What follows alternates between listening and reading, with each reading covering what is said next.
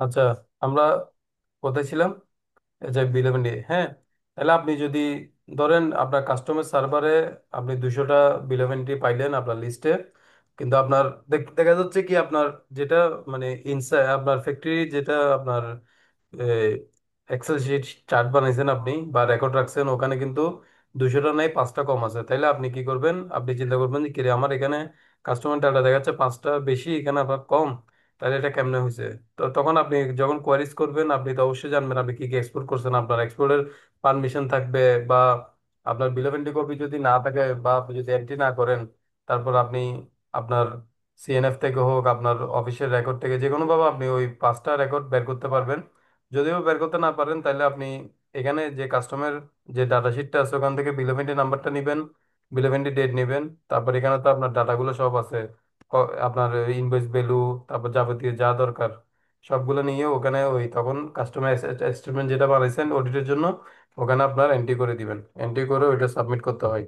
মানে আপনার কাস্টম তো কাস্টমার ডাটা নিবে, কিন্তু আপনার থেকে একটা চার্ট বানাই ওদেরকে দিতে হবে যে আমি 2024 সালে আমার এক্সপোর্ট করছি, টোটাল সাপোজ আমি 50,000 কেজি আমি এক্সপোর্ট করছি। ঠিক আছে, একটু ডিটেলস ভাবে দেখাই।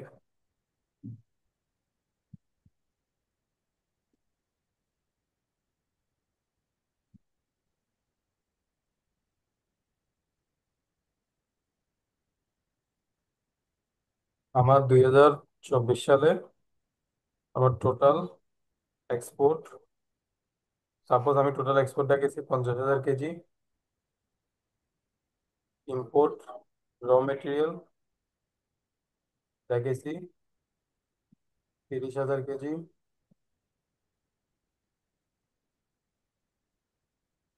আদার্স অ্যাক্সেসরিজ দেখেছি 5,000 কেজি,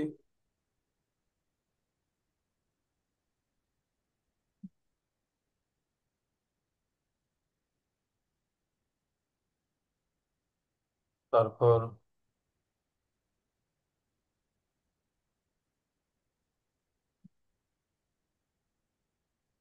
আদার অ্যাক্সেসরিজ দেখেছি, তারপর কার্টুন, কার্টুনটা আলাদা করে দেখাতে হবে, যেহেতু কার্টুন এটা আমরা আলাদা করে দেখাই মানে অডিটের সময়।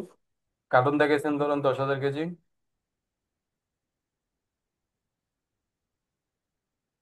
ওয়েস্টেজ এখানে দেখেন, তাইলে দেখেন 50,000 কেজি থেকে 30,000, 5,000, 35, 30, 40, 45, তাইলে আমি এটা 8,000 দেখাই অ্যাক্সেসরিজ, তাহলে 2,000 আমি আমার 5% থেকে 10%, সর্বোচ্চ 5% থেকে 7 বা 8% পর্যন্ত আমি ওয়েস্টেজ দেখাতে পারবো। 10%-এর ভিতর থাকতে হবে, তাহলে আমি এখানে 2,000 দেখাচ্ছি। 2,000 কেজি, তাহলে আমার হিসাবটা দেখেন মিলে গেছে। মানে এটা জাস্ট আপনার একটা ড্রাফট হিসাব দেখাচ্ছি। আমার ধরেন কাস্টমারকে আমার বুঝাইতে হবে যে চার্ট মানে আমার এক্সেল চার্ট বলেন সবকিছু বলেন, তাহলে যদি 50,000 কেজি আমি যদি এক্সপোর্ট হয় আমার, তাহলে সেখানের মধ্যে 30,000 কেজি আমার ইম্পোর্ট হবে। ঠিক আছে, 30,000 কেজি আমি ধরেন ফেব্রিক্স আনছি, 30,000 কেজির মধ্যে 30,000 কেজি ফেব্রিক্স দিয়ে আমি শার্ট বানাইছি, তার মধ্যে যে অ্যাক্সেসরিজ গুলো ওগুলো আনছি 8,000 কেজি, ওই 8,000 কেজিও আমার এখানের সাথে যোগ করছি, তাহলে কত হয়েছে? 38,000 কেজি।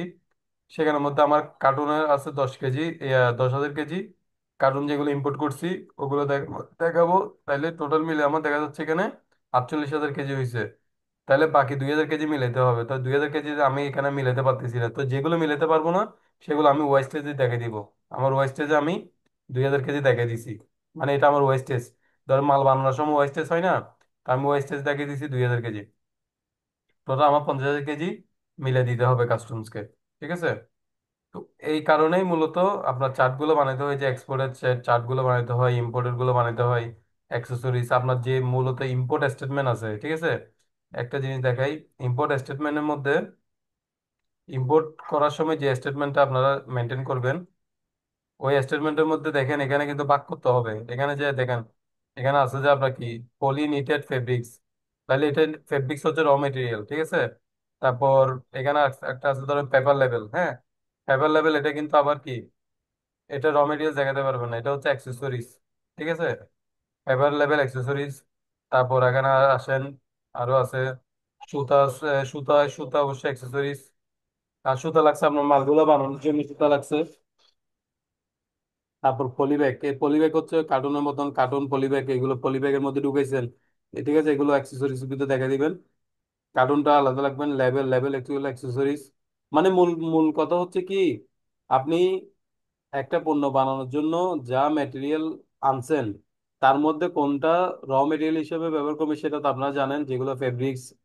মানে মূল মূল জিনিসটা কি, হ্যাঁ, সেটা আপনি দেখাবেন র মেটেরিয়ালে। এর সাথে অ্যাক্সেসরিজ যেগুলো, এগুলো অ্যাক্সেসরিজে কার্টুন কার্টুন আলাদা। তারপরে যে মেশিনারিজ আনছেন, হ্যাঁ, কত পিস মেশিন আনছেন ওইটা মেশিনারি চার্ট দিতে হবে। তারপর মেশিনের পার্টস কতগুলো আনছেন ওইগুলো চার্ট দিতে হবে। পুরো এক বছর যা আপনি ইম্পোর্ট করছেন পুরোটা আলাদা আলাদা করে ভাগ করে করে দিতে হবে। তার মধ্যে আপনার ভাগ করবেন কিভাবে, এক নম্বরে থাকবে আপনার র মেটেরিয়ালস, ঠিক আছে। দুই নম্বরে থাকবে আপনার অ্যাক্সেসরিজ। তিন নম্বরে থাকবে আপনার কার্টুন। চার নম্বরে থাকবে মেশিনারি। পাঁচ নম্বরে থাকবে যে মেশিনারি পার্টস। ঠিক আছে, আপনার এই ইম্পোর্টের পুরা বছরের চার্টের মধ্যে এগুলো আলাদা করে ফেলতে হবে। আলাদা করে এগুলো কাস্টমকে আলাদা করে দেখাতে হবে। আর এক্সপোর্ট তো যা এক্সপোর্ট করছেন তা, এখানে আর কোনো ক্যাটাগরি নেই, শুধু একটা ক্যাটাগরি, কত কেজি এক্সপোর্ট করছেন। ঠিক আছে, অত কেজি থাকবে। তারপর আপনার ওয়েস্টেজ আসতেছে পরে। ওয়েস্টেজ এটা কি করে, আমরা যে জুট টুট বিক্রি করে দিই না বাইরে, তো ওয়েস্টেজটা আসবে পরে। পরে বলতে আপনি যখন মিলাতে পারবেন ওয়েস্ট, বাকি পণ্যটা আপনি কিভাবে মিলাবেন, সবাই তো 100% মিলাতে পারবে না, মানে এক্সপোর্ট যা করছে ইম্পোর্টের সাথে ম্যাচ হবে না। তখন কি করবে, যা যত কেজি ব্যালেন্স থাকে যাবে ওই কেজিটিকে আপনি ওয়েস্টেজ হিসেবে কাউন্ট করে একটা পার্সেন্টেজ হিসেবে করে রেখে দিবেন যে আমার ওয়েস্টেজ গেছে এত%। ঠিক আছে, ওয়েস্টেজ হলো আবার একটা পার্সেন্টেজ আছে, আপনি 10 থেকে 15, সর্বোচ্চ 15 পর্যন্ত দেখে ওয়েস্টেজ দেখাতে পারবেন, এর বেশি আর যেতে পারবেন না।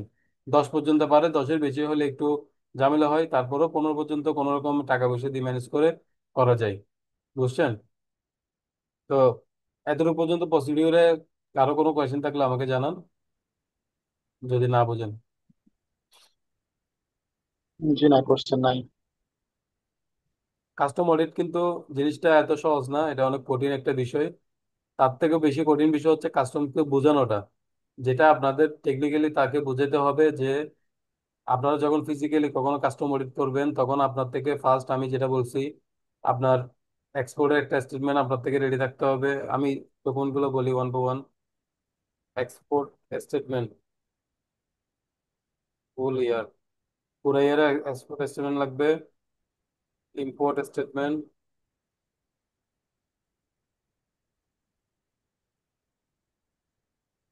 ফুল ইয়ার, পুরো ইয়ারের ইম্পোর্ট স্টেটমেন্ট থাকবে। তারপর আপনার ওয়েস্টেজ বা গার্বেজ রেকর্ড, রেকর্ড হইতে পারে বা স্টেটমেন্ট হইতে পারে।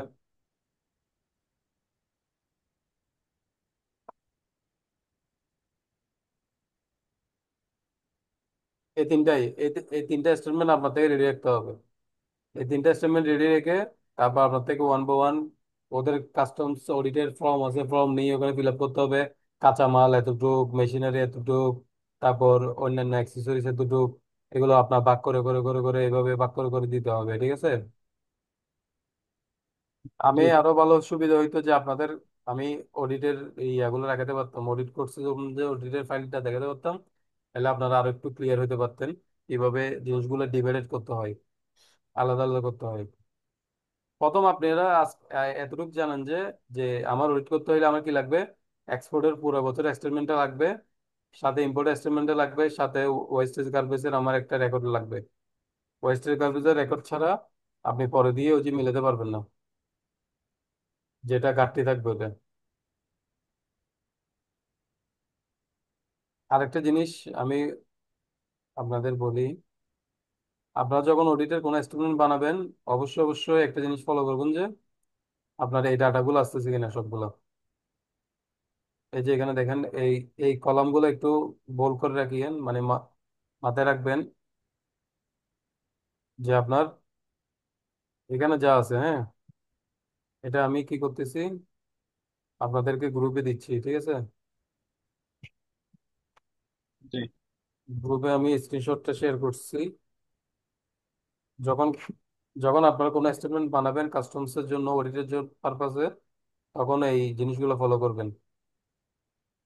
এইচএস কোড, আইটেম, তারপর ইম্পোর্টের bill of entry, bill of entry number, তারপর আপনার ডিক্লারেশন কি দিচ্ছেন, টারিফ ডিক্লারেশন কি, টারিফ ডিক্লারেশন এটা কোথায় পাবেন? এটা বিল অফ এন্ট্রিতে পাবেন। তারপর গ্রোস কি আছে, ঠিক আছে, কত কেজি, এই যে দেখেন কেজি আছে। তারপর আপনার নেট ওয়েট কত, এটাও বিল অফ এন্ট্রিতে পাবেন। অ্যাসিউম ভ্যালু কত, এটা বিল অফ এন্ট্রিতে পাবেন। ইনভয়েস ভ্যালু কত, এটা তো আপনি আপনি কত ইনভয়েস ভ্যালু দিচ্ছেন, আপনার ইনভয়েসও থাকবে, আবার বিল অফ এন্ট্রিতেও থাকবে, ঠিক আছে? এটা হচ্ছে assume value, assume value bill of entry থাকবে। বিল অফ এন্ট্রি দেখে দেখে, এটা বিল অফ লেডিং মানে বিএল নাম্বার, হ্যাঁ, বিএল নাম্বার, এটাও বিল অফ এন্ট্রি থাকবে। মূলত বিল অফ এন্ট্রি দেখে দেখে এগুলো সব ফিল আপ করতে পারবেন। একদম এখানে যা আছে পুরোটা ফিল আপ করতে পারবেন একটা বিল অফ এন্ট্রি দিয়ে, ঠিক আছে? হুম। তো আজকে এতটুকু ছিল। এখানে বলেন কারো কোনো কিছু যদি জানার থাকে বা আমাকে কোয়েশ্চেন করার থাকে। জি না। মানে মোটামুটি বুঝছেন জিনিসটা? মোটামুটি বুঝছি। জি জি, সমস্যা নেই, এগুলো নিয়ে আরো আরো মানে বিস্তারিত আলোচনা করব। মানে আপনারা তারপরে আজকে একটা কাজ করবেন, আজকে কালকে আপনারা কাস্টম অডিট সংক্রান্ত বিষয়গুলো একটু নিজে নিজে গুগল থেকে হোক, ইউটিউব থেকে হোক, আপনারা নিজে নিজে একটু দেখবেন, হ্যাঁ। দেখে আপনারা কোয়েশ্চেন গুলো রেডি করবেন। মানে আমাকে কি কোয়েশ্চেন করা যায় কাস্টম অডিট সংক্রান্ত, ওই কোয়েশ্চেন গুলো রেডি করে আপনারা রাখবেন। নেক্সট ক্লাসে আপনারা আমাকে কোয়েশ্চেন গুলো করবেন। যেহেতু আপনারা এখনো, আমি যতটুকু বুঝতেছি, কাস্টমার অডিট কেউ ফেস করেন নাই, ঠিক আছে? তাহলে কাস্টমার অডিট ফেস করলে জি। ওখানে কি কি কি কি জিনিস আপনার জানা দরকার, বা কি কি জিনিস আপনার আরো মানে এই ক্লাসের বাইরেও কিছু জানা থাকলে ওগুলো আপনারা ইউটিউব গুগল কাটবেন, গেটে কোয়েশ্চেন গুলো মেক করে আমাকে জানাবেন নেক্সট ক্লাসে, ঠিক আছে? আমাকে কোয়েশ্চেন করবেন কোথাও না বুঝলে, বা আমি তো ধরেন আমার মতো বুঝাইছি, এর বাইরে অনেক কিছু থাকতে পারে যেগুলো হয়তো আমার মাথায় নেই এখন, বা আপনাদের মাথায় আসতে পারে বিভিন্ন জায়গায় সোর্স করলে। তখন ওই কোয়েশ্চেন গুলো আপনারা আমাকে জিজ্ঞেস করবেন, আমি জানিয়ে দিব, ঠিক আছে? ঠিক আছে। তাহলে কি আজকে ক্লাস এতটুকু ক্লোজ করে দিই, ঠিক আছে? নেক্সট ক্লাসে দেখা হবে। ঠিক আছে, ওকে। সবাই ভালো থাকবেন, গুড নাইট। দোয়া করবেন। ঠিক আছে ভাই। সালাম আলাইকুম। ওয়ালাইকুম আসসালাম।